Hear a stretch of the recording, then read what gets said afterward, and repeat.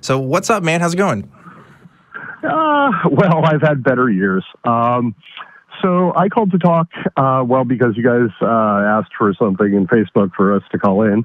I've called the Talk Even show a few times, and let me start out by saying I absolutely love the way that the ACA is empowering you guys, the next generation of outspoken atheists, to have these shows and to have these conversations. It's incredibly important. Everything you're doing is super valuable to all of us. So thank you for that. And if you have one, hi, live studio audience. Woo!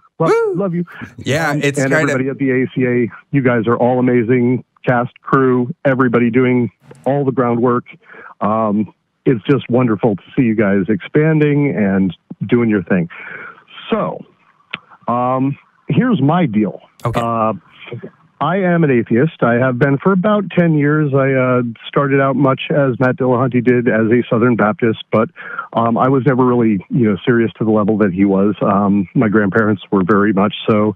Their children, not so much so. And so I didn't get the kind of indoctrination. I got tastes of it and enough to kind of poison my mind for decades to come. But, that this isn't my story. This is the story of me from the past year. Okay, so check it out. In February, my partner's father died. On September 1st, we had to put our dog down because he was a 12-year-old golden retriever and he got lymphoma and we didn't want him to suffer. So, we feel good about the decision, but, it was a big loss for us.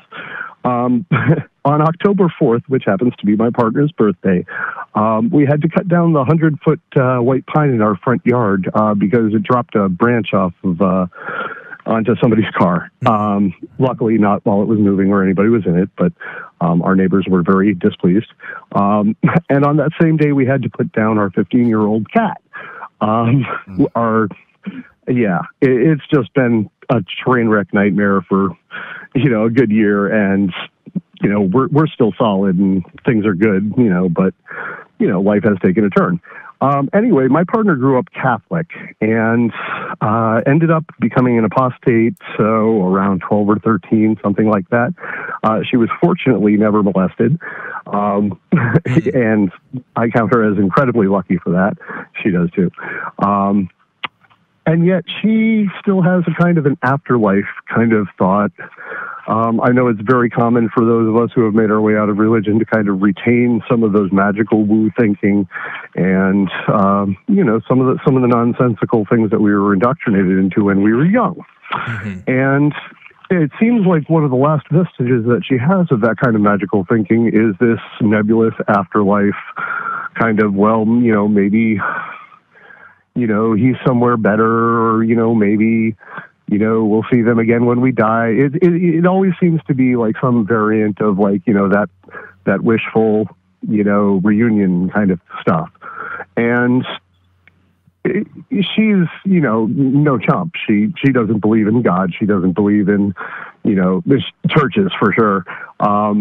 But she's just clinging to this last vestige of it. And I've tried explaining, that she doesn't have to lose the comfort because there's plenty of comfort to be had in what actually seems to happen when we die. I mean, I gave her the whole "you want a physicist at your funeral" treatment. I don't know if you guys have seen that, but it's an absolutely wonderful.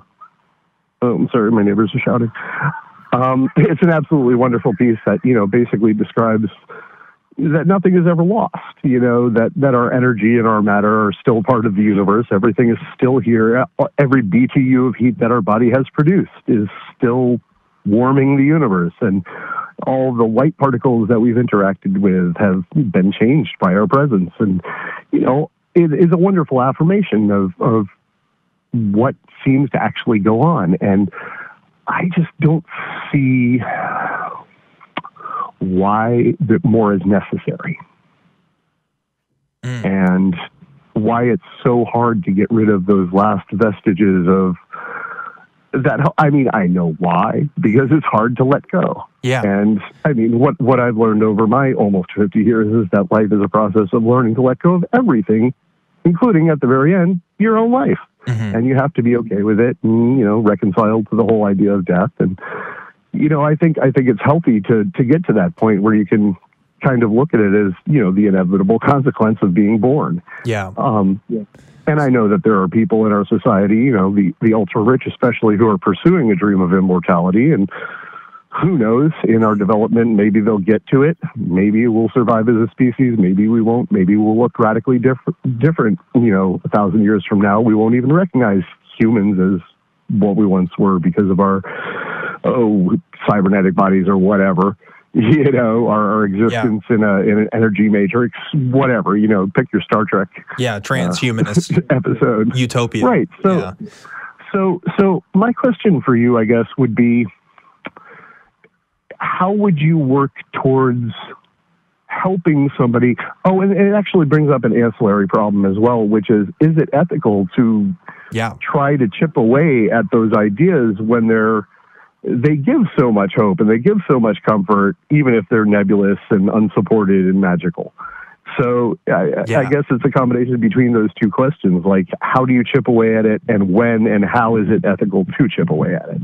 Yeah, I have my own ideas about this, and I have my own answer. But first of all, thank you again for the compliments on the show. I really appreciate that. I hope to make this show more than just an atheist show. I'm interested in exploring all kinds of claims about all kinds of things. And so I hope that other people who are watching this also see that we can one day talk about Reiki and UFOs and all kinds of stuff. I know that we're the atheist community of Austin, so religion becomes a big thing, and I hope that we're able to expand on that.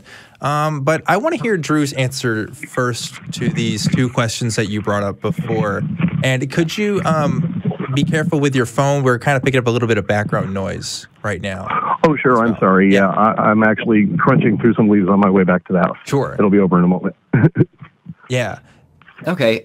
So, well, first of all, I'm glad that you're considering the ethical question here rather than it just saying, well, this is just something that's not true, just get rid of it, because it is more complex than that. And I think that we fall into a hole when we decide, well, if something is just true, then automatically you have to believe it right now, apply it right now, and there's no other ethical question other than believing what is true and what is not true. It is more complex than that, even if you decide yes, then believing true things is the most paramount value to have. But so first of all, just to answer why someone would hold on to it, I think that in a lot of ways, you answer your question in just saying that it does give hope. And see, an afterlife is something. We're getting a good amount of noise here, so you might want to cup your mic or something like that. Just try to. Or you can just mute it and then talk to us when you are ready. I have none of those things available to me. I'm sorry. I'm on my crappy Obama phone. I'm grateful for it, but it doesn't have the best reception here. I'll step inside and see if that works better. No worries. Sure. There we go. But yeah, so it does offer a lot of hope, obviously, and so that's why people hold on to it. I think that as beyond just, I don't know, maybe this actually is just tied directly into an emotional appeal of the belief, but really, when you're taught something in childhood and you're taught something as like this deep fundamental value or this fundamental truth about existence, it's really, really hard to overthrow that. And that's why, coming out as an atheist or deconverting can be this huge, long process. I mean, people don't just, I've heard a couple of stories. I would be lying if I said that I believe them entirely. There are people that say, I became an atheist over a weekend or something. It usually doesn't happen that way, if it happens at all.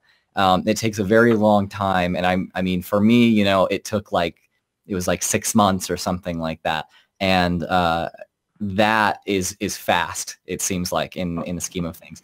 And so letting go of something like that is something that not everyone is necessarily able to do, and or wants to do, depending on the belief. But when this is just, I think the main thing I'm saying here is this may be sewn in to her understanding of reality fundamentally, so much so that even if it didn't offer hope, that getting rid of that and replacing it, like tearing out that block and putting in a new one, would be almost catastrophic, or it's seen as catastrophic. Like it would have to be a catastrophic process. It'd have to melt a lot of things down. Now that said, with the whole afterlife thing, I think that there are harmful and I think that there are potentially like neutral, beneficial ideas of the afterlife. I mean, obviously, if you are serving the afterlife rather than life here on Earth, and you know there doesn't happen to be any evidence for an actual afterlife, well, that's probably pretty bad. You probably don't want to do that. But I mean, there's a lot of ideas of the afterlife that aren't anything like that. You don't have to serve them. You will just have it. It's just inherent. It's just innate. That will just happen regardless of what you do. So you're not going to change it by, you know, living a certain way here on Earth necessarily. And that sounds like it's a little bit closer to the truth. I mean, I've said this to a caller before. I mean, just on the last show. I think ultimately the most important thing is showing love and care. And if anything was going to replace the need for that afterlife as far as clinging to hope, it probably would be love from a partner. And it sounds like you're giving her that, which is, I mean, it sounds like you have a lot of this figured out and you're still searching for more of an answer, for more of a method to deal with this. And I'd say that the fact that you're in that process, that you're in that journey, that's the right answer. You're finding the right answer right now. Yeah. Yeah. So let me get to my answer here. And Please. The first question I would ask myself is, why is this important to me? And what I mean by that is this question, is this idea of the afterlife, this belief that she holds, so important to me enough that she believes otherwise, that I need to have a conversation with her about it, that I need to take this away. And that's something that I can't answer for you. That's something you have to, you know, figure out with yourself. Because sometimes we're so ready to jump at what we believe is true and the conclusions that we've come to that we're willing to just share that with everybody. And sometimes we're not in the best place to do that, or we don't always address the needs of other people when we do that. So again, it's a time and place kind of thing. And there's no book that we can look to that says, yes or no, this is a good idea. I mean, we can look at the psychology literature and we could say that, you know, these kinds of beliefs may be helping someone be psychologically stable. They may be helping them get through the day.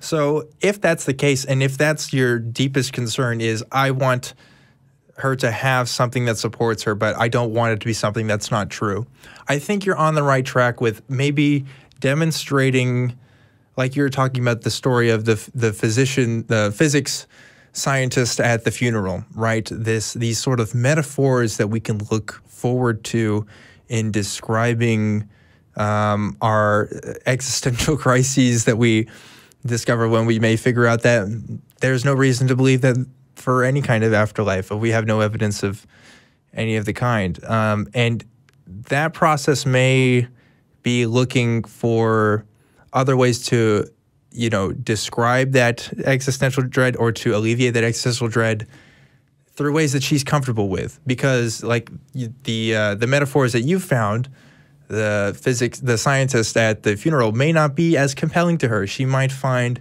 some other way. Maybe she likes Alan Watts or somebody who can kind of explain things in a metaphor that she likes. Because metaphors can talk about true things without necessarily being true themselves. And that's kind of an important distinction. As a secular humanist, I like to say that when I die, it's not just the end of me, it's everything that I've done here on this earth gets to live on in some form or another, and that the causes that I've started here will have effects long-term after I'm gone. So that gives me a lot of peace and a lot of comfort. That may not give the same kinds of comfort to somebody else, and you know, that's a responsibility that they have to deal with. But again, it comes down to that very first question of, is this even worth talking about? Because it's not to say that you're not sacrificing truth, but there are consequences to having these kinds of discussions. So hopefully that helps. I don't know. Absolutely. Well, thank you, Dan, and thank you, Drew. You guys are very insightful. I appreciate all of your thoughts. And again, I appreciate what you do. I actually have a friend who believes in giants and a global flood. Would you be interested in talking with him at some point? Absolutely. You talk about Nephilim? I'm down for the Nephilim, dude. He's talked. Well, I don't know if they're Nephilim. I think he's referenced the Bible a couple of times as being, one mention of them. But he also believes that there were giant remains found all over the United States, and he believes that the localized flood 12,000 years ago from the comet that hit, which I actually looked up, and that's actual science, or at least according to the sources that I looked at, which were fairly neutral and seemed to be science-based.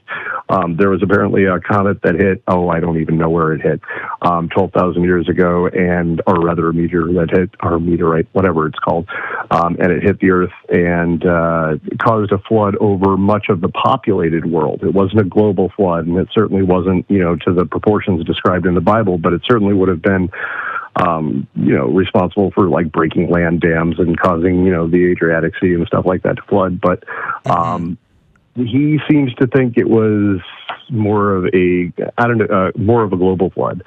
And he's got some very interesting and unusual beliefs. I hope that I can get him to call in. Yes, and here's why you should. I would love to hear it.